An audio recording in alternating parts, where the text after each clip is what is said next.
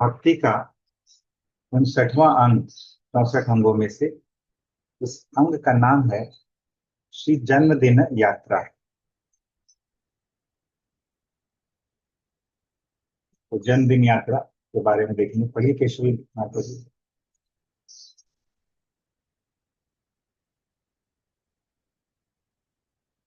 केशवी संपूर्ण पढ़िए। यात्रा भगवान के जन्मोत्सव आदि दिव्य क्रियाओं के संबंध में भविष्य पुराण में उल्लेख है। हे जनार्दन, जिस दिन देवकी से आप प्रकट हुए वह दिन बताइए, जिसे उस दिन हम महोत्सव मनाएं।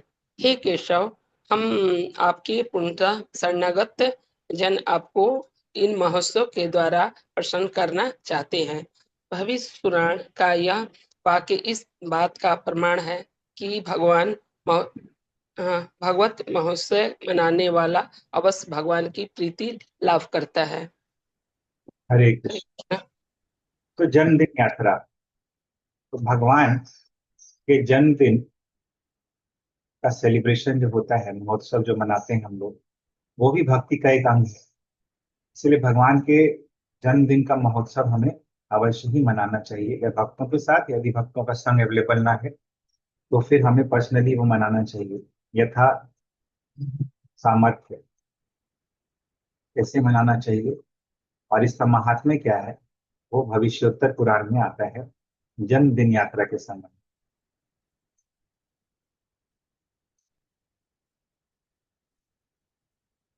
तो रिपीट कीजिएगा। यस्मिन् दिने प्रसूतेयम् देवकी त्वां जनार्दन, तद्दिनं ब्रूहि वैकुंठ कुर्मस्ते तत्र चोत्सवम्। तेन सम्यक् प्रपन्नानां प्रसादं कुरुते शव। भविष्योत्तर पुराण में श्लोक आता है। भक्त भगवान से बोलते हैं कि हे जनार्दन, भगवान का एक नाम है जनार्दन। हे जनार्दन, यस्मिन दिने, जिस दिन, वाम, तुमको या आपको, इयम देवकी प्रसूता, ये जो देवकी है इन्होंने जन्म दिया। हे जनार्दन, जिस दिन आपको देवकी ने जन्म दिया, हे वैकुंठ, भगवान का एक नाम वैकुंठ भी है, तद दिनम ब्रूही, वो दिन हमें बतलाइए। क्यों बतलाइए? क्योंकि तत्र, उस दिन, ते उत्सवम कुर्मः, हम लोग आपका उत्सव मनाएंगे। और तेन सम्यक, और इस उत्सव को मनाने से क्या होंगे? प्रसादम, आप प्रसन्न हो जाएंगे। प्रसन्न होके हम पे आप कृपा करेंगे। हम कैसे हैं? सम्यक प्रपन्ना नाम, हम आप पे पूर्ण रूप से शरणागत हैं। तेन प्रसादम कुरु केशव, इस उत्सव के द्वारा हे केशव, आप हम पे कृपा कीजिए, हम पे प्रसन्न हो जाइए। भगवान प्रसन्न होते हैं यदि भगवान का जन्म दिवस मनाया जाता है। और इस प्रसन्नता से, भगवान जब प्रसन्न होते हैं तो भगवान क्या करते हैं? कृपा करते हैं। कृपा भगवान की प्रसन्नता से भक्तों को मिलती है। तो अगला अंग देखेंगे, 60वां अंग।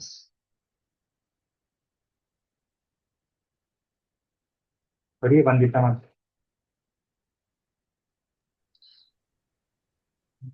प्रगाढ़ भक्ति से श्री मूर्ति सेवन। आदि पुराण में उल्लेख है, जो पुरुष निरंतर नाम कीर्तन और भगवत सेवा में तन्मय होकर दिव्य सुख का आस्वादन करता है, वह भक्ति का पात्र है। उसे केवल मुक्ति कभी नहीं दी जाती। मुक्ति का अर्थ है भव बंधन से छूट जाना। मुक्ति हो जाने पर प्राकृत जगत में फिर जन्म नहीं लेना पड़ता। निर्विशेषवादी भगवान में लीन होकर अपने स्वरूप को नष्ट करना चाहते हैं, परंतु श्रीमद्भागवत के अनुसार मुक्ति तो अपनी स्वाभाविक स्थिति को फिर से पा लेने की केवल प्रारंभिक दशा है। भगवान की भक्ति करना ही जीव मात्र की स्वाभाविक स्थिति है। आदि पुराण के वाक्य से ज्ञान होता है कि भक्त केवल भक्ति करने में संतोष मानता है, वह भव बंधन से कोई भी मुक्ति नहीं चाहता। भाव यह है कि जो भक्ति के परायण है वह भव बंधन में नहीं है, चाहे ऐसा प्रतीत भले ही हो। हरे कृष्ण। हरे कृष्ण। देखिए कितना सुंदर ढंग से ये मूर्ति सेवन जो है, ये मूर्ति सेवन भक्ति का एक बहुत ही प्रोमिनेंट अंग है ये, और आदि पुराण में उल्लेख किया जा रहा है इस अंग के बारे में। श्री मूर्तेर अंग्री सेवने प्रीति।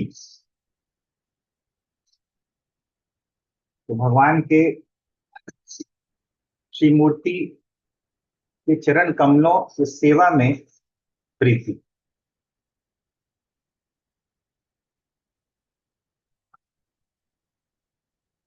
श्री मूर्ते यानी श्री मूर्ति के अंग्री यानी चरण कमलों के सेवन में प्रीति यानी कि आसक्ति।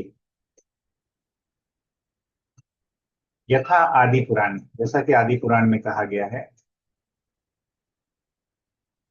मम नाम सदा ग्राही मम सेवा प्रिय सदा भक्तिस्तस्मै प्रदातव्या न च मुक्ति कदाचन।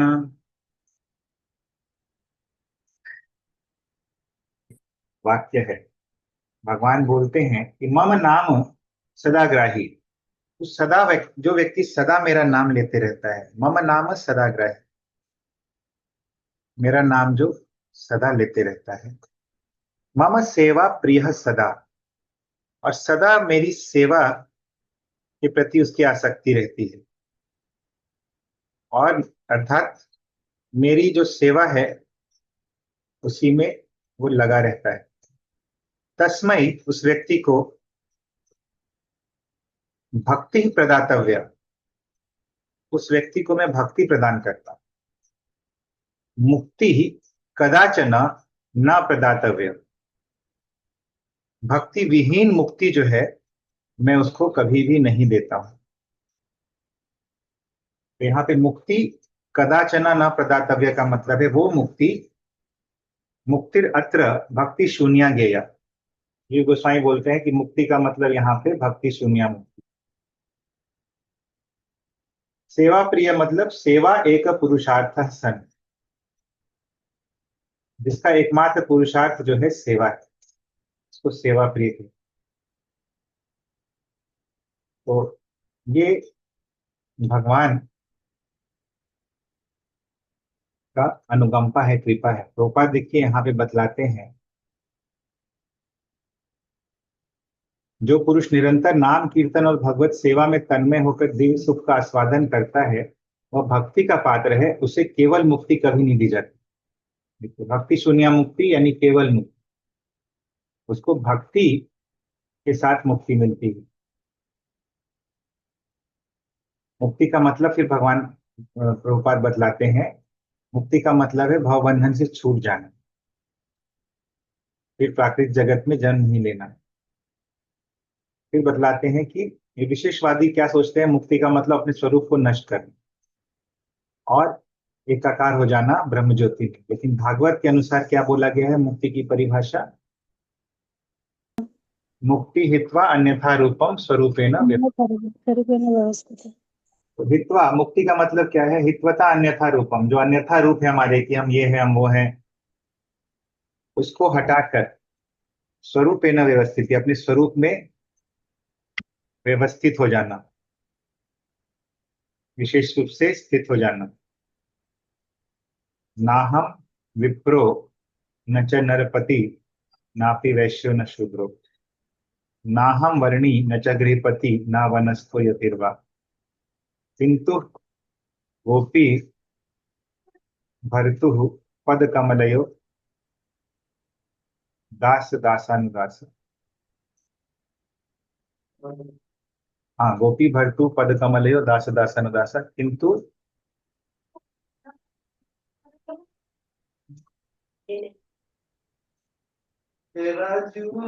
पूर्णामृताब्धि। ना हम विप्रो न च नरपति नापि वैश्यो न शूद्रो ना हम वर्णी न च गृहपति न वनस्थो यतिर्वा किंतु प्रोद्यन निखिल परमानंद पूर्णामृताभिः गोपी भर्तुः पद कमलयो दास दासानुदासः। मंदाक्रांता छंद में ये बताया गया है, 17 अक्षरों का ये छंद होता है, 17 वर्णों का। तो ना हम विप्रो न च नरपति, ना मैं विप्र हूं, ना मैं ब्राह्मण हूं, न च मैं नरपति हूं, ना मैं राजा हूं, नापि वैश्यो, ना मैं वैश्य हूं, ना शूद्रो, ना ही मैं शूद्र हूं, ना हम वर्णी, ना मैं ब्रह्मचारी हूं, न च गृहपति, ना मैं गृहस्थ हूं, ना वनस्थो, ना मैं वनस्थ यानी कि वानप्रस्थ हूं, यतिर्वा, ना ही मैं यति हूं यानी कि सन्यासी। किंतु प्रोद्यन निखिल परमानंद पूर्णामृताब्धे, लेकिन मैं फिर क्या हूं, निखिल परमानंद, पूरे परमानंद पूर्ण अमृत के जो समुद्र हैं उनका, यानी गोपी भर्तु, गोपियों के स्वामी श्री कृष्ण का, श्री कृष्ण के पद कमलयो, चरण कमलों का, दोनों चरण कमलों का के दास का, दास का दास हूं, दास दासानुदास। चैतन्य महाप्रभु का ये वाक्य है, तो हमारी आइडेंटिटी ये है। तो मुक्ति क्या है, हमारी स्वाभाविक स्थिति, गोपी भर्तु पद कमलयो दास दासानुदास वित्वा अन्यथा रूपम स्वरूपेण व्यवस्थिति। तो भक्त जो होता है वो भक्ति करने में ही संतोष मानता है, भव बंधन से उसको नहीं कि मुक्ति चाहिए, वो अपने लिए तो कुछ कार्य कर नहीं रहा है। तो जो भी इच्छा होती है उसकी भक्ति से संबंधित होती है। कोई कोई परिस्थिति उसके लिए कष्टकारी होती है, क्यों? क्योंकि उसमें वो भक्ति नहीं कर पा रहा है, इसीलिए कष्टकारी।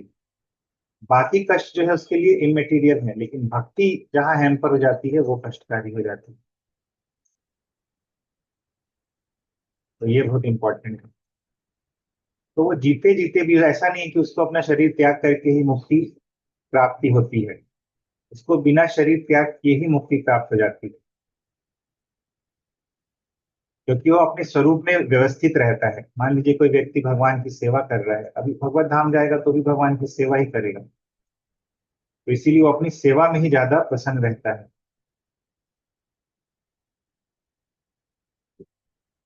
तो सेवा में सम्मिलित होना भक्त का। और क्यों आध्यात्मिक जगत भी जाना चाहता है? क्योंकि आध्यात्मिक जगत में निर्बाध रूप से सेवा चल सकती है,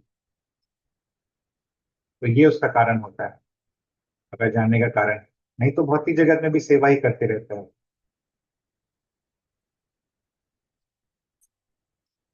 अंग संख्या 61, उस अंग का नाम है श्री भागवत अर्थ स्वादुक। पढ़िए मूर्तिमंत। हरे कृष्णा। भक्त गोष्ठी में श्रीमद् भागवत का आस्वादन।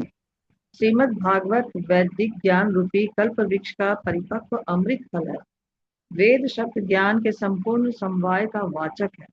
मानव समाज के लिए जिस भी ज्ञान की अपेक्षा है वह सब श्रीमद् भागवत में पूर्ण रूप से प्राप्त है। वैदिक शास्त्रों में समाज शास्त्र, राजनीति, आयुर्वेद, धनुर्वेद आदि ज्ञान के अनेक वर्ग हैं। ज्ञान के इन सभी वर्गों का वेदों में सांगोपांग प्रतिपादन हुआ है। वेद अध्यात्म विद्या में पूर्ण है और श्रीमद् भागवत को इस वेद रूप कल्प वृक्ष का परिपक्व अमृत फल कहा गया। किसी भी वृक्ष की महिमा उसके फलों से होती है। उदाहरणार्थ, आम के पेड़ बड़ा मूल्यवान समझा जाता है क्योंकि आम फलों का राजा है। पका हुआ आम उस वृक्ष का सर्वोत्तम उपहार है। श्रीमद् भागवत भी इसी प्रकार वेद कल्पतरु का पक्व फल है। जैसे तोते की चोंच से कटा हुआ फल अधिक मधुर हो जाता है। हरे कृष्णा।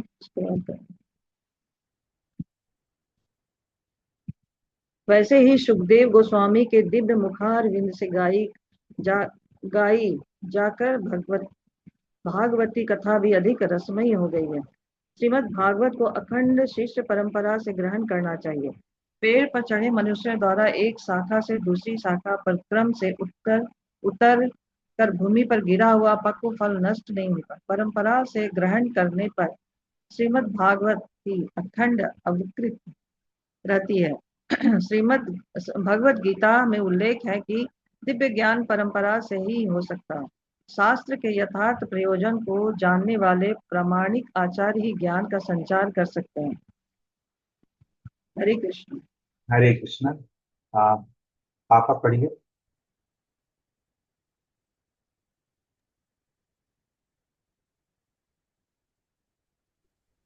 हरे कृष्णा।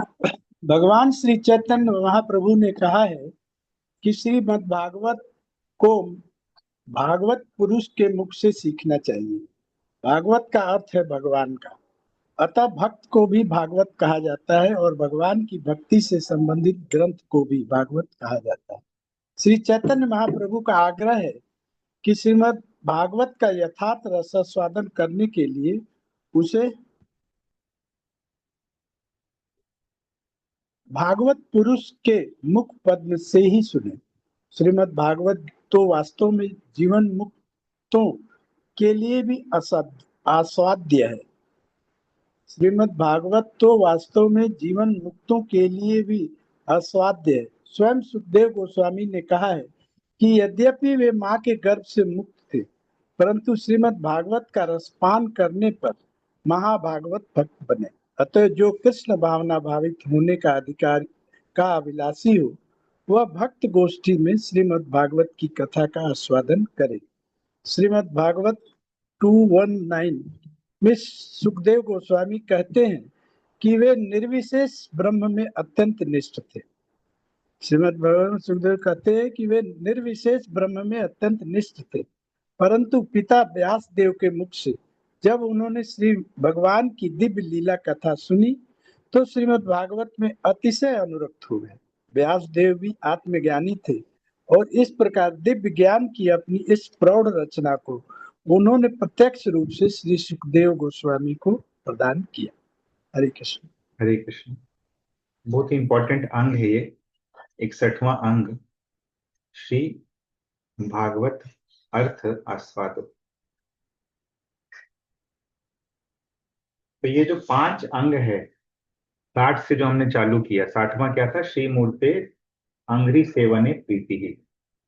तो 60, 61, 62, 63, 64 ये 5 अंग जो है ये एक्स्ट्रा स्पेशल अंग हैं, बहुत ही स्पेशल है ये 5 अंग, हम लोग देखेंगे आगे। तो श्री मूर्ति की सेवा हमने देखा, डिटेल में इस पे चर्चा की, और अभी हम लोग देख रहे हैं भागवत के अर्थ का आस्वादन। तो भागवत के अर्थ का आस्वादन हम लोग भी करते हैं भक्तों के संग में, जैसा कि यहाँ पे बतलाया जा रहा है। भक्तों के संग में करना उसका एक अलग महात्म्य है, तो हम लोग देखेंगे। और ये सब श्लोक जो है भागवत के ही हैं और अन्यत्र भी श्लोक रहेंगे। जीव गोस्वामी ने बहुत डिटेल में इस श्लोक के तात्पर्य में बतलाया है।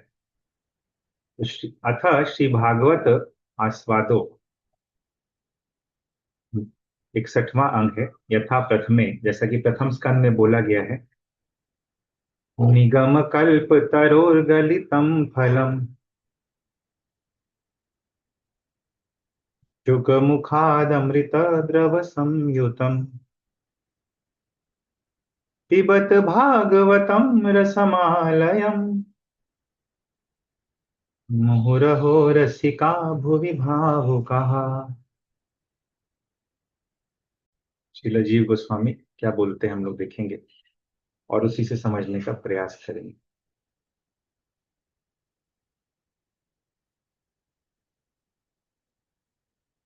हे भावुका, हे भावुक जनों, यानी भाव से उत्प्रोत लोग, भक्तों, उनको एड्रेस कर रहे हैं। कौन? सुखदेव गोस्वामी, नहीं, व्यासदेव। व्यासदेव उनको एड्रेस कर रहे हैं, क्योंकि भागवतम की शुरुआत में है, प्रणाम है। तो व्यासदेव बोल रहे हैं, हे भावुकों, परम मंगलायनः, हे रसिका, हे रसिकों। रसिक यानी वो भक्त जो रसास्वादन में पटु हैं, एक्सपर्ट हैं। हे रसिक जनों, भगवत भक्ति रसज्ञा इति अर्थ, जो भगवत भक्ति के रस को जानते हैं, ये अर्थ है इसका। भगवत भक्ति रसज्ञ, रसिक का मतलब भगवत भक्ति रसज्ञ लोग। रस यानी मेलो, ज्ञ यानी जानने वाले। भगवत भक्ति रसज्ञ इति अर्थः ते यूयम, तुम सब, वैकुंठात् क्रमेण भुवि पृथिव्याम एव गलितम अवितीर्णम निगमकल्पतरोः सर्वफलोत्पत्तिः भुवः शाखोपशाखाभिर्वैकुंठम अपि अध्यारूढ़स्य वेदरूपतरोः यत् खलु रसरूपम श्री भागवत आख्यम फलम तद भुवि अपि स्थितः। तो यहां पे बतलाते हैं कि तुम सब जो है, रसज्ञों को एड्रेस करते हुए बोलते हैं, भक्तों को, भाव भक्तों को एड्रेस करते हुए बोलते हैं कि आप सब जो हैं वैकुंठात् क्रमेण भुवि पृथिव्याम गलितम अवितीर्णम। वैकुंठात् यानी वैकुंठ से, क्रमेण क्रम पूर्वक, भुवि यानी कि पृथिव्याम पृथ्वी पर ही, गलितम अवितीर्णम यानी कि वैकुंठ से क्रम पूर्वक पृथ्वी में अवतीर्ण हुआ। क्रम पूर्वक कैसे हुआ आगे देखेंगे हम लोग। क्या अवतीर्ण हुआ? निगम कल्पतरु,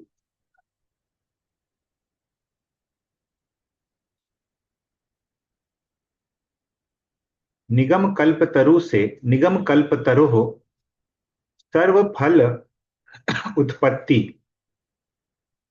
निगम रूपी कल्पतरु जो है, निगम यानी जो वैदिक शास्त्र हैं, वैदिक लिटरेचर्स हैं, उसको कल्पतरु से यानी कल्प वृक्ष से उसकी तुलना की गई है। उस कल्प वृक्ष का, वैदिक लिटरेचर्स जितने भी हैं, उसको कल्प वृक्ष बताया गया है। और इस कल्प वृक्ष का सर्व फल उत्पत्ति, उसका जो फल है, उसके फल क्या हैं? उसका फल है श्रीमद् भागवत। तो निगम रूपी कल्प तरु जो है, कल्प वृक्ष जो है, उसका फल है श्रीमद् भागवतम। जितने भी वैदिक लिटरेचर्स हैं, उसका फल है श्रीमद् भागवत। अभी देखिए, हमें अगर आस्वादन करना होता है किसी वृक्ष के फल का, तो वृक्ष की टहनियों को चबाएंगे तो फिर वो आस्वादन नहीं आएगा, वृक्ष के पत्तों को चबाएंगे तो वो स्वाद नहीं मिलेगा। वो स्वाद मिलेगा वृक्ष के फल से ही। तो इसीलिए जो फल है सभी शास्त्रों का, वो है श्रीमद् भागवतम। सर्व फल उत्पत्ति, ये सभी जो फल की उत्पत्ति जो है, भुवः यानी कि पृथ्वी पे हो चुकी है। कैसे हो गया है? पृथ्वी पे कैसे आया ये फल? शाखोपशाखाभिर वैकुंठम अपि अध्यारूढ़स्य, शाखोपशाखा भी, शाखा उपशाखा, ब्रांचेस सब ब्रांचेस, शाखोपशाखा भी वैकुंठम अपि अध्यारूढ़स्य। तो ये कल्पतरु जो है शाखा उपशाखा के साथ वैकुंठ तक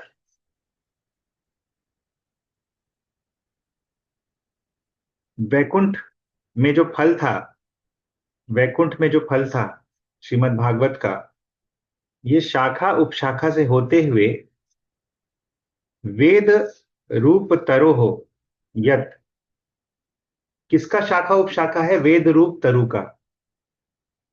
खलु रस रूपम, और ये केवल रस रूप है, इसमें केवल रस है।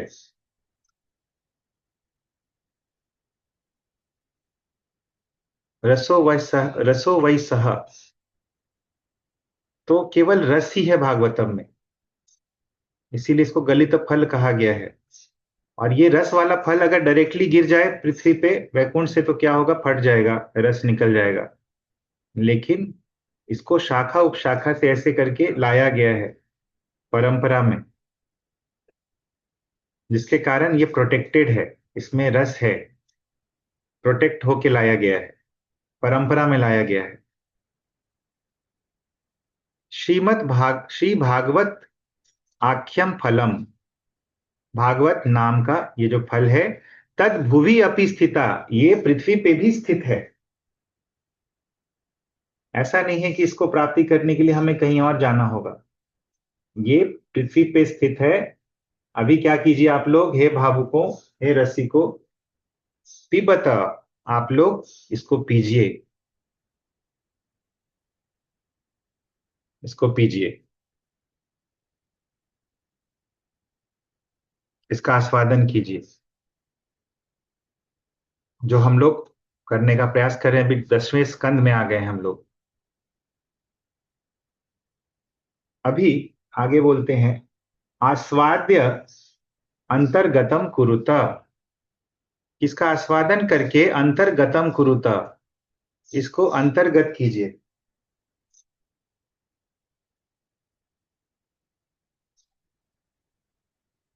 अहो इति अलभ्य लाभ व्यंजना, अहो, अहो क्यों यूज कर रहे हैं? मुहुरहो, अहो का तात्पर्य यह है, इति इसका मतलब यह है अलभ्य लाभ व्यंजना, कि आपको दुर्लभ वस्तु मिल गई है, अलभ्य वस्तु का आपको लाभ हो चुका है, इसीलिए अहो बोल रहे हैं। यार ये बहुत ही विचित्र बात है, ये विचित्र फल है, वैकुंठ से आया है, शाखा उपशाखा होके पृथ्वी पे अवेलेबल हो गया है, अलभ्य लाभ है। भागवत आख्यम यत शास्त्रम, भागवत नाम का ये जो शास्त्र है, तत्खलु रसवदपि, ये केवल रस से ही भरा है, इसमें और कुछ नहीं है, इसमें गुठली वगैरह नहीं है, केवल रस है। रस एकम अयता विवक्षया, रस शब्देन निर्दिष्टम, कि भागवत नाम का ये जो शास्त्र है, ये केवल रस से ही भरा है। रस शब्देन निर्दिष्टम, क्या निर्दिष्ट है रस शब्द से? कि रस एकम अयता विविक्षया, कि इसमें केवल रस है।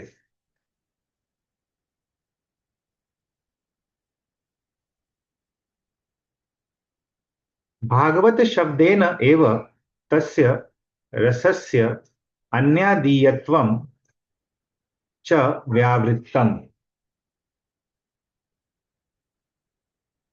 भागवत शब्देन एव,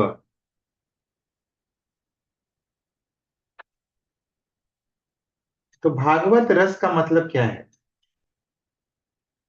भागवत रस का मतलब यह है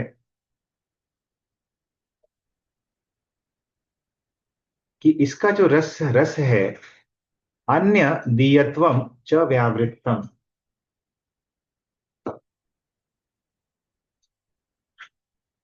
कि इसमें कोई अन्य रस नहीं है, इसमें कोई मिलावट नहीं है, इसमें कर्म कांड ज्ञान कांड का मिलावट नहीं है, प्राकृत रस का वर्णन नहीं है। भागवतस्य तदीयत्वेन रसस्य अपि तदीयत्वाक्षेपात् शब्दश्लेषेण च भगवत संबंधी रसम इति गम्यते। इसमें केवल भगवत संबंधी रस है।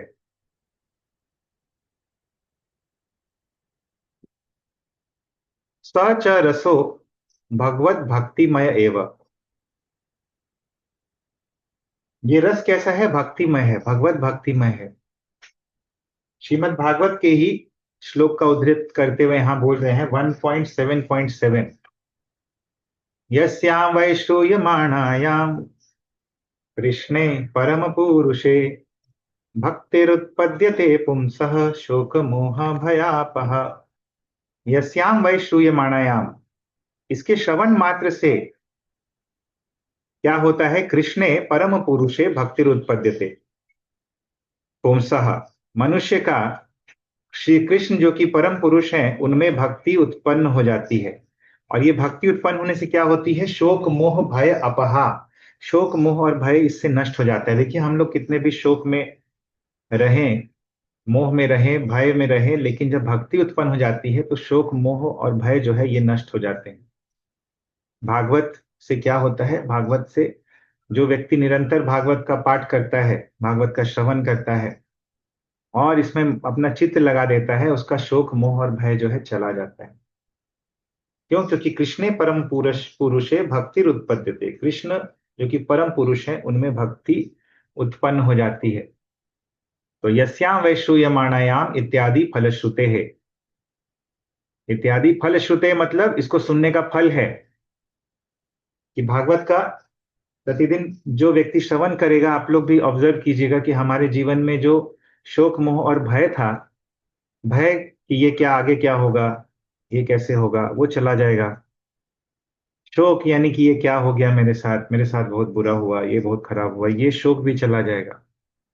और मोह, मोह यानी वर्तमान में जो मोह है हमारा वो चला जाएगा। तो शोक इज फॉर पास्ट, अतीत के लिए शोक, भविष्य के लिए भय, और वर्तमान में जो मोह है वो तीनों चला जाएगा। तीनों कालों में जो हमारा दुख का कारण है, शोक मोह और भय, तीनों चला जाएगा।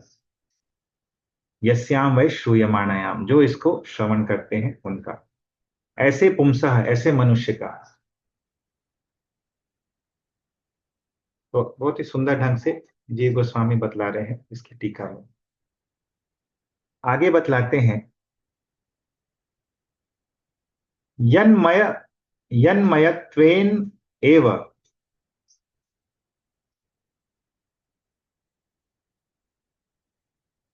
श्री भगवती रस शब्दः श्रुतौ प्रयुज्यते। भगवान यन्मयत्वेन, भगवान में ये रस पूरे मात्रा में है, इसीलिए भगवान इसमें इससे युक्त हैं, इसीलिए श्री भगवती, श्री भगवान के लिए भी रस शब्द, रस शब्द जो है श्रुतौ प्रयुज्यते, श्रुतियों में उपयोग हुआ है। क्योंकि भगवान रसमय है तो भगवान में भी, भगवान के लिए भी श्रुति में रस शब्द का प्रयोग हुआ है। कैसे? रसो वै सह स एव च प्रशस्यते। रसो वै सह, भगवान केवल रस है, भगवान में रस है, रसो वै सह, इस माध्यम से भगवान की प्रशंसा की जाती है। स एव च प्रशस्यते, भगवान इस प्रकार प्रशंसित होते हैं।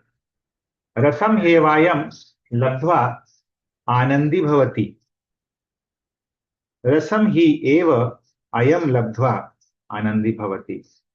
अर्थात जब हम लोग भगवान जो कि रस रूप हैं उनको प्राप्त कर लेते हैं तो हम लोग आनंदित हो जाते हैं।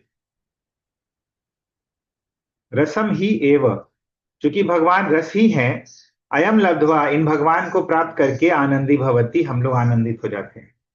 बहुत बार लोग सोचते हैं कि भगवान की भक्ति क्यों करते हैं, एक्चुअली भगवान की भक्ति करते हैं, जब भगवान प्रसन्न होते हैं तो प्रसन्नता हमारे हृदय में भी आ जाती है। हम लोग भगवान को जब प्रसन्न नहीं करते तो हम लोग भी ये ऑब्जर्व करेंगे कि हम लोग फिर खिन्नता आ जाती है मन में। तो ये इंटरनल केमिस्ट्री है। भक्ति जो है दिखाने की चीज नहीं है, भक्ति तो अंदर ही अंदर वो आनंद प्रदान करती है और उसको डिस्क्राइब करना भी मुश्किल होता है। तो नारद भक्ति सूत्र में बतलाए हैं नारद मुनि कि भक्ति को डिस्क्राइब करना कैसा है। बोलते हैं मूक आस्वादनवत। यदि आप किसी मूक व्यक्ति, गूंगे व्यक्ति से पूछिए कि ये आम खाया आपने कैसा लगा, तो क्या वो बता पाएगा? नहीं बता पाएगा। वो बस वही जानता है कि आम का स्वाद कैसा लगा। उसी प्रकार जो हमारी भक्ति चलती है, केवल हम ही जानते हैं कि वो हमें कैसा आस्वादन प्रदान करती है। अन्य लोग कोई नहीं समझ पाएगा, ना ही कोई समझा पाएगा। मूक आस्वादनवत। तो अत्र रसिका इति अनेन प्राचीन अर्वाचीन संस्काराणाम एव तद विज्ञत्वम दर्शितम। अत्र यहाँ पे इस कॉन्टेक्स्ट में, श्लोक में, रसिका, मुहुरहो रसिका भुवि भावुका, रसिका शब्द इति, इस शब्द से क्या हुआ है? अनेन, इस शब्द के द्वारा, प्राचीन अर्वाचीन, प्राचीन यानी कि पुराना, अर्वाचीन यानी आधुनिक, प्राचीन अर्वाचीन संस्काराणाम एव, ऐसे संस्कारों से युक्त व्यक्ति, प्राचीन संस्कार, अर्वाचीन संस्कार से युक्त व्यक्तिगण क्या है? तत् विज्ञत्वम दर्शितम,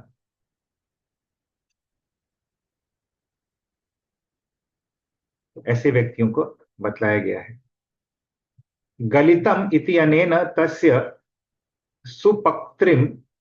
सुपक्त्रिमत्वम उक्त्वा। गलितम, गलितम शब्द का मतलब क्या है? इति अनेन, इस शब्द के द्वारा, तस्य सुपक्तृत्वम उक्त्वा, ये फल पूरी तरह से पका हुआ है। सुपक्तृत्वम, गलितम मतलब पूरी तरह से पका हुआ फल है ये। शास्त्र पक्षे सुनिष्पन्नार्थत्वम अधिक अधिक स्वादुत्वम च दर्शितम। पूरी तरह से पका हुआ है, इसका मतलब क्या है? कि अधिक और अधिक सुस्वादु हो गया। देखिए, आधा पका हुआ फल जो है उतना टेस्टी नहीं होता है जितना पूरी तरह से पका हुआ फल। तो ये सुस्वादु हो चुका है और ऐसा दर्शित किया गया है, पूरी तरह से परिपक्व है, सुस्वादु है। रसम इति अनेन फल पक्षे त्वग त्वग अष्ट्यादि रहितत्वम। रसम इति अनेन फल पक्ष, फल पक्ष में बोला गया है गलितम फलम, और केवल रस से युक्त है। तो फल पक्ष से क्या समझ में आ रहा है? कि इसमें त्वग, त्वग यानी छिलका, स्किन, अष्ट्य, अष्ट यानी कि आठी, गुठली, त्वग अष्ट्य आदि, छिलका और गुठली आदि से रहितत्वम व्यज्य व्यज्य अत्र च पक्षे हे आंश राहित्यम दर्शितम। इसमें न छिलका है न गुठली है, केवल रस है, ऐसा फल है ये।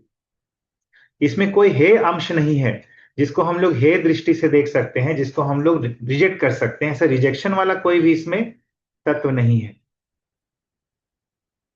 हे अंश रहित्यम दर्शितम तथा निगम तरोह परम फलत्व उक्तया तस्य परम पुरुषार्थत्वम दर्शितम। ये निगम कल्प तरोर गलितम फलम, ऐसा बोला गया है। तो निगम तरो परम फलत्व उक्तया, तो निगम तरु का फल है, ऐसा बोलने से क्या दिखलाया गया है? तस्य परम पुरुषार्थत्वम दर्शितम, इसका परम पुरुषार्थत्व दिखलाया गया है कि इस फल से परम पुरुषार्थ जो है वो प्राप्त हो जाता है। कोई साधारण फल नहीं है कि ऐसे ही आ गया कहीं से, निगम तरु का परम फल है। एवं तस्य रसात्मक फलस्य स्वरूपो अपि वैशिष्ट्ये सति परम उत्कर्ष बोधनार्थम वैशिष्ट्यांतरामाह शुक इति। अभी देखिए, ये फल जो है तस्य रसात्मक फलस्य, उस रस रूपी फल का स्वरूपतः अपि वैशिष्ट्य सति, इसका स्वरूप जो है वो तो विशिष्ट है ही, स्पेशल है ही, लेकिन केवल ऐसा नहीं कि ये फल अपने आप में बहुत छिलका नहीं है, गुठली नहीं है, कुछ है पदार्थ नहीं है, इसमें रसी है पूरा। इसके साथ साथ परम उत्कर्ष बोधनार्थम, इसका परम उत्कर्ष है, ये और भी स्पेशल है, और उसको समझाने के लिए क्या बोलते हैं, वैशिष्ट्य अंतरम आह शुक इति, उसका और स्पेशल क्वालिटी बतलाते हैं, और भी विशेषता दिखलाने के लिए बोलते हैं शुक इति, शुक मुखाद अमृत द्रव संयुतम, ये उसका और भी स्पेशलिटी दिखलाते हैं। अत्र फल पक्षे कल्प तरुवासित्वात्,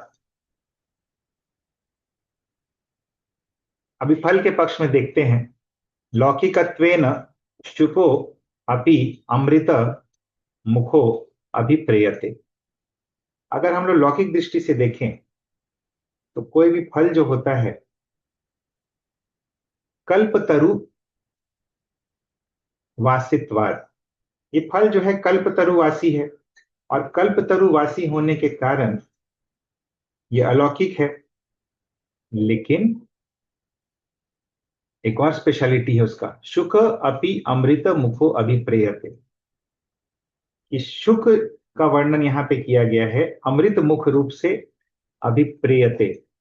इस शुक हम लोग जानते हैं, तोता जो है उसको अमृत मुख कहा जाता है, वो किसी फल में चोंच लगा देता है तो फल और भी मीठा हो जाता है। ततः तन्मुखम प्राप्य यथा तत्फलम विशेषतः स्वादु भवति, जिस प्रकार तोते का मुख का बाइट प्राप्त करके जिस प्रकार फल जो है और विशेषतः स्वादु भवति, और विशेष स्वादु हो जाता है, तथा परम भागवत मुख संबंधम भगवत गुण वर्णनम अपि, उसी प्रकार परम भागवत सुखदेव गोस्वामी से मुख से संबंधित होने के कारण ये फल जो है, ये भगवत गुण वर्णन जो है, भगवान के गुण का वर्णन कौन कर रहा है, सुखदेव गोस्वामी कर रहे हैं, उनके मुख से निश्रित होने के कारण ये और भी ज्यादा स्वादु होते जा रहे हैं। ततः तादृश परम भागवत वृंद महेंद्र श्री सुखदेव मुख संबंधम किमुत इति भावः। तत्पश्चात तादृश परम भागवत वृंद महेंद्र श्री सुखदेव, तो सुखदेव गोस्वामी क्या है, परम भागवत वृंद, जो परम भागवतों का समूह है, ऐसे समूह में वो क्या है, महेंद्र है, मतलब उस समूह के राजा हैं, उस समूह में सबसे सर्वश्रेष्ठ हैं। ऐसे सुखदेव के मुख से संबंध हो जाने से किम होता, उसके बारे में क्या कहा जाए। ऐसे ये फल इतना स्वादिष्ट था, लेकिन ये जो परम भागवत महेंद्र सुखदेव गोस्वामी के मुख से निकल रहा है, तो इसके बारे में कहना ही क्या। किम होता मतलब हम लोग देखे थे, कहना ही क्या। अतएव परम स्वादु परम काष्ठा प्राप्तत्वात् स्वतः अन्यता च तृप्तिर अपि न भविष्यति इति। अब देखिए, परम स्वादु है और परम काष्ठा प्राप्तत्वात्, परम स्वादु होने के साथ साथ सुखदेव गोस्वामी के मुख से निकल रहा है, तो इससे क्या हो रहा है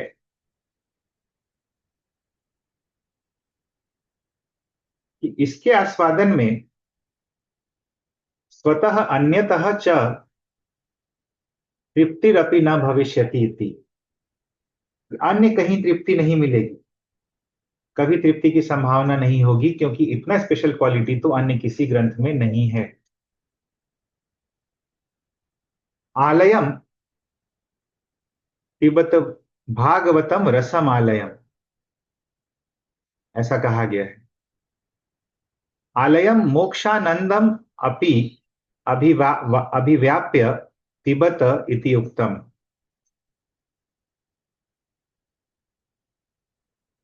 आलयम का मतलब है कि मोक्षानंद पर्यंत, मोक्ष का आनंद किसी को अगर मिल गया है मोक्षानंदम अपि अभिभाव्य अभिव्याप्य, अगर किसी को मोक्ष का आनंद भी मिल गया है तब भी आप पिबत, तब भी पीजिए, इति उत्तम, तब भी आप पी सकते हैं, आपको और आनंद मिलेगा, क्योंकि मोक्ष का आनंद तो बहुत ही छोटा है इसके सामने।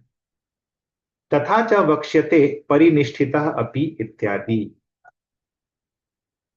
तो इसीलिए भागवतम में परिनिष्ठत इस प्रकार श्लोक आया है 2.1.9। क्या श्लोक है? परिनिष्ठितोपि नैर्गुण्य उत्तम श्लोक लीलया गृहीत चेता राजर्षे आख्यानम यद अधीतवान। तो सुखदेव गोस्वामी अपने बारे में बतलाते हैं 2.1.9 में, जैसा कि प्रभुपाद यहाँ पे बतलाए हैं। 2.1.9 में सुखदेव गोस्वामी अपने बारे में बतलाते हैं। क्या बोलते हैं? परिनिष्ठितः अपि नैर्गुण्य, कि मैं निर्गुण में बहुत ही परितः निष्ठितः, पूरी तरह से निष्ठित था, अत्यंत निष्ठ था। निर्गुण यानी कि ब्रह्म में, निर्विशेष ब्रह्म में। लेकिन उत्तम श्लोक लीलया गृहीत चेता राजर्षे आख्यानम यद अधीतवान। हे राजर्षि, हे परीक्षित, जब मैंने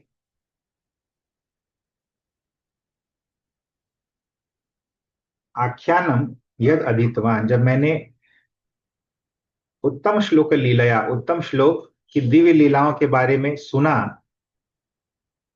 तो मैं बहुत ही अनुरक्त हो गया। गृहीत चेता, मेरा चित्त जो है वो आकर्षित कर लिया उन कथाओं ने, उन लीलाओं ने। और फिर मैंने क्या किया? फिर मैंने आख्यानम यद अधीतवान, फिर मैंने व्यास देव से इसका अध्ययन किया, व्यास देव से मैंने सुना। सुखदेव गोस्वामी तो चले गए थे वन में, व्यास देव ने अपने 2 शिष्यों को भेजा, या 2 हंटर्स को भेजा, व्याधों को भेजा, और उनको 2 श्लोक सुनाया। एक तो अहो बकीयम और एक बरहापीडम।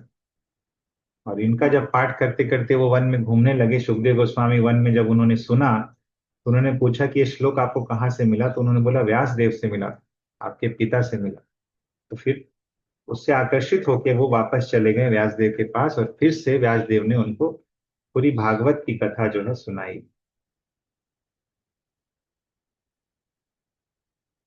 तो ये यहाँ पे बतलाया गया है। आगे देखते हैं। परिनिष्ठिता अपि, ये श्लोक हमने देख लिया। सुखदेव गोस्वामी 2 श्लोक कौन बोले हैं? 2 श्लोक कौन बोले? 219 बताएंगे आगे इसको कंप्लीट करके। अनेन आस्वाद्य अंतरवन इदम कालांतरे अपि आस्वादक बाहुल्य अपि, बाहुल्य अपि। तो बोलते हैं कि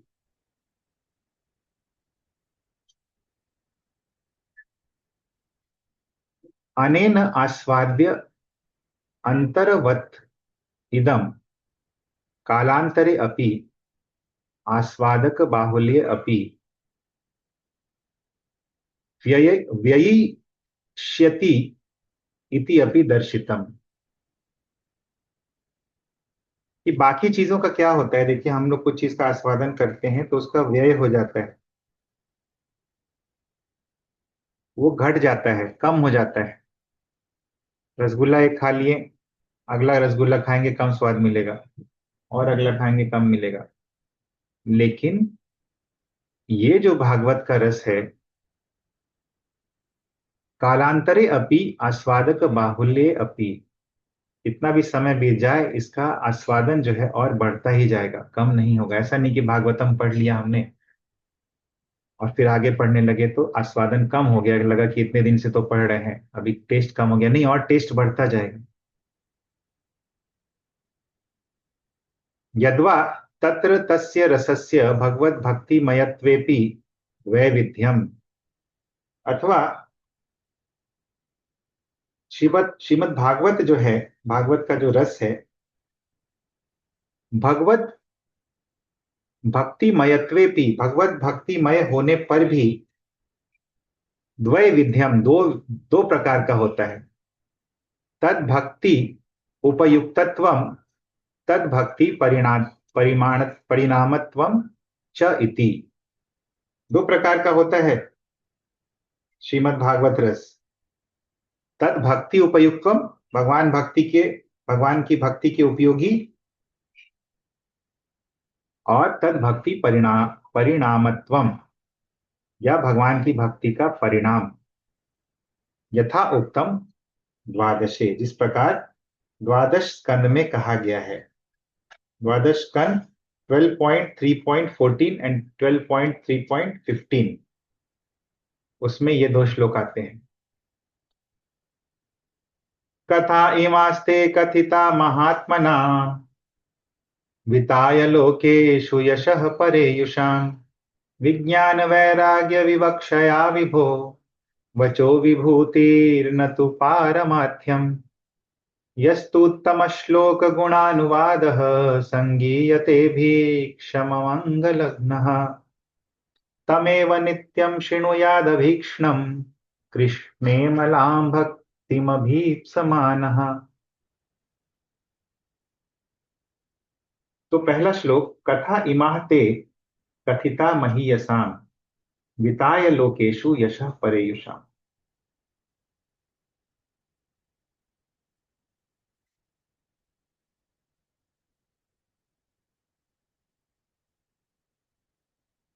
कि मैंने,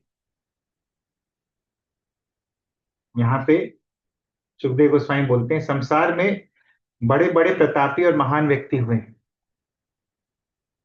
और उन्होंने क्या किया, विताय लोकेषु यशः परेयुषाम्, उन्होंने लोकों में अपने यश का विस्तार करके यहां से चले गए। विज्ञान वैराग्य विवक्षया विभो,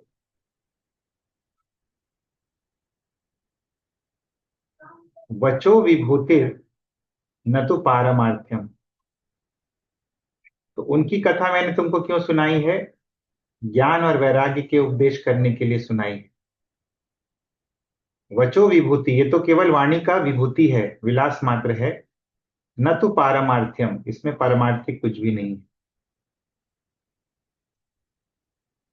फिर अगले श्लोक में, यस्तुत्तम श्लोक गुणानुवाद, लेकिन यह तो उत्तम श्लोक गुणानुवाद, जो ये उत्तम श्लोक यानी श्री कृष्ण का गुणानुवाद है, संगीयते, सम्यक रूप से गीयते, यदि इसका सम्यक रूप से गान किया जाए, अभीक्ष्णम अमंगलघ्नः,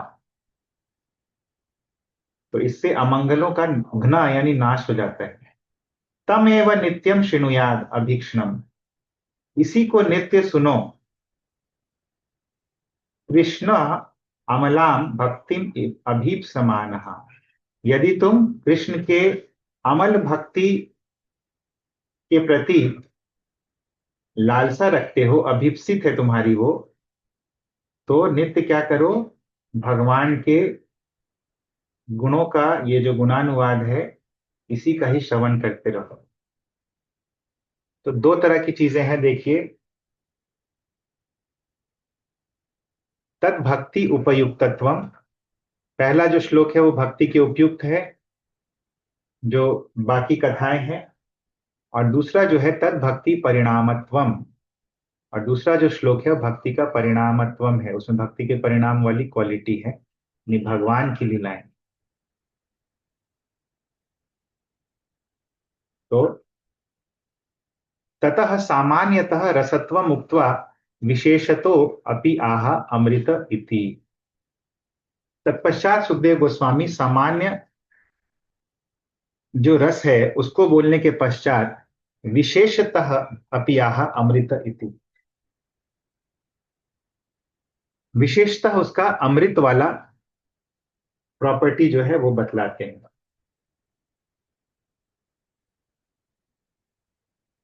अमृत शुक मुखाद अमृत द्रव संयुतम, अमृत द्रव संयुतम है। तो अमृत द्रव क्या है? अमृत द्रव तल लीला रस, भगवान की लीला रस जो है वो अमृत द्रव है। हरि लीला कथा वार्ता अमृतानंदित सत्सुरम। तो हरि लीला कथा वार्ता,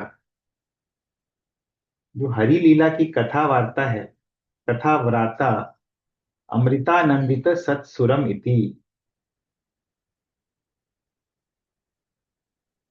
तो ये अमृतत्व है, भगवान की लीला रस।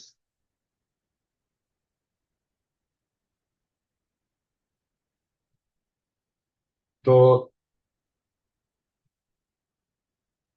सत्सुर सत्सुरम इति, यानी कि सत्सुर यहां पे बोलते हैं जो संत होते हैं, जो आत्मा राम होते हैं, उनको सत्सुर बोलते हैं। तो यहां पे आगे एक श्लोक कोट करते हैं जीव गोस्वामी, इत्थम सताम इत्यादिवत। तो इत्थम सताम एक श्लोक आता है श्रीमद् भागवतम 10, 12, 11। 10, 12 और 11 में इत्थम सताम करके एक श्लोक आता है।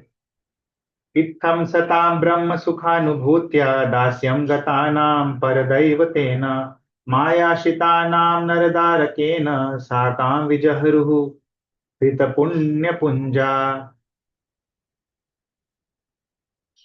तो इत्थम सताम ब्रह्म सुखानुभूत्या दास्यं गतानां परदैवतेन। तो जो ज्ञानी संत होते हैं उनके लिए भगवान जो हैं ब्रह्मानंद के ब्रह्म सुखानुभूत्या, ब्रह्म सुख की अनुभूति के मूर्तिमान स्वरूप हैं। दास्यम गतानाम परदेवतेन, और जो दास्य भाव से युक्त भक्त हैं उनके लिए आराध्य परम ऐश्वर्यशाली परमेश्वर है भगवान। मायाशितानाम नरदारकेन, और माया मोहित जो विषय से अंधे लोग हैं उनके लिए भगवान नरदारकेन, एक मनुष्य बालक हैं। साकम विजहरु कृत पुण्य पुंजा, वही महान, उन्हीं महान भगवान के साथ कृत पुण्य पुंजा, जिन्होंने बहुत सारे पुण्य किए हैं, बहुत सारे भक्ति उन्मुखी सुकृति की है, वैसे पुण्य पुंजों से युक्त जो ग्वाल बाल हैं, साकम विजहरू, वो उनके साथ खेल रहे हैं, ऐसे बताया गया है। तो सत्सुर यानी कि जो आत्मा राम लोग हैं, उसी को बतलाने के लिए श्लोक उद्धृत किए हैं जीव गोस्वामी। त एव सुरा अमृत मात्रा स्वादित्वात् तेन समवेतम तत्र अपि तादृश सुख मुखाद गलितम प्रवाह रूपेण वहंतम इति अर्थः। त एव सुरा, वे सभी सुर, आत्माराम गण, सुर बोला गया है क्योंकि सुर लोग जो है वो भी अमृत पान करते हैं, और ये जो आत्माराम सुर हैं, सत्सुर हैं, ये भगवत लीला अमृत जो है वो पान करते हैं। अमृत मात्रा स्वादित्वात् तेन समवेतम तत्रापि तादृश सुख मुखात् गलितम, तेन समवेतम, और तत्रापि उसमें भी शुक देव गोस्वामी के मुख से विगलित होकर निकलकर प्रवाह रूपेण वहंतम इति अर्थ, प्रवाह रूप से ये बहता रहता है भागवतम। इत्यादौ तदेवं भगवत भक्तेः परम रसत्व आपत्ति शब्दोपात्तैव। इसीलिए कहा जाता है कि ये परम रसत्व जो है, सबसे ज्यादा रस जो है इस भागवत में है। और लास्ट में बताते हैं भावुका शब्द क्यों यूज कर रहे हैं। अन्यत्र च सर्व वेदांत इत्यादौ तत् रसामृत तृप्तस्य इत्यादि। तो श्रीमद् भागवत 12, 13, 15 में कहा गया है सर्ववेदांत सारं हि श्रीभागवतमिष्यते तद्रसामृततृप्तस्य नान्यत्र स्याद्रति क्वचित्। तो सर्व वेदांत सारम ही श्री भागवतम इष्यते। तो सभी वेदांतों का सार क्या है? श्री भागवत। और तद रसामृत तृप्तस्य, भगवत के रसामृत से तृप्त व्यक्ति का अन्य रति क्वचित न स्यात्, अन्य कहीं भी रति जो है हल्की सी भी नहीं होती है। तो अन्यत्र च सर्व वेदांत इत्यादौ तद रसामृत तृप्तस्य इत्यादि। एवं एव अभिप्रेत्य भावुका इति यत्र रस विशेष भावना चतुरा इति टीका। तो इसे समझ में आता है कि जो व्यक्ति इस अमृत से तृप्त हो चुका है उसको और कहीं भी और किसी शास्त्र में रति नहीं हो सकती है। इसीलिए भावुका शब्द कहा गया है भावना चतुरा, कि वो भावना चतुर है। तो ऐसा कहा गया है। तथा स्मरण मुकुंदांग्री उपगुहनम पुनर्विहातुम इच्छेन रसग्रहो जनः। तो ये और एक श्लोक आता है,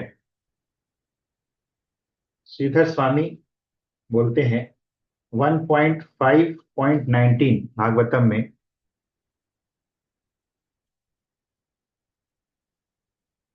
न वै जनो जातु कथंचिन आव्रजेन मुकुंद सेव्य अन्यवद अंग संस्कृतिम स्मरण मुकुंदांघ्रि उपगुहनम पुनर्विहातुम इच्छेन रसग्रहो जनः। बोलते हैं कि व्यास जी इस श्लोक में 1.5.15 में नारद मुनि बोलते हैं व्यासदेव को कि व्यासदेव, जो भगवान श्री कृष्ण के चरणारविंदों का सेवक है वह व्यक्ति जो है, जो व्यक्ति भजन नहीं करते हैं उन लोगों के समान वो कभी भी जन्म मरण रूपी संसार में नहीं आता है। क्यों नहीं आता है? क्योंकि रस जब उसको मिल जाता है भगवान के चरणालिंगन का स्मरण करके, उसको वो परित्याग नहीं करना चाहता है। परम दृष्ट्वा निवर्तते। तो इसीलिए वो कभी इस संसार में नहीं आता है। उसको एक बार टेस्ट लग जाता है तो उस टेस्ट को कभी वो छोड़ना नहीं चाहता है। तो निर्गुणम एवं नैर्गुण्यम स्वार्थे शयि तस्मिन् ब्रह्मण्य अपि इति अर्थः। तो चाहे कोई भी व्यक्ति हो, उसको किसी भी आसक्ति हो, लेकिन भगवान के रस की प्राप्ति जब हो जाती है तो वो इसको त्यागना नहीं चाहता है, ऐसा जीव गोस्वामी बतलाते हैं। वो डिटेल में जीव गोस्वामी इस श्लोक के तात्पर्य में बतला रहे हैं यहाँ। हरे कृष्ण।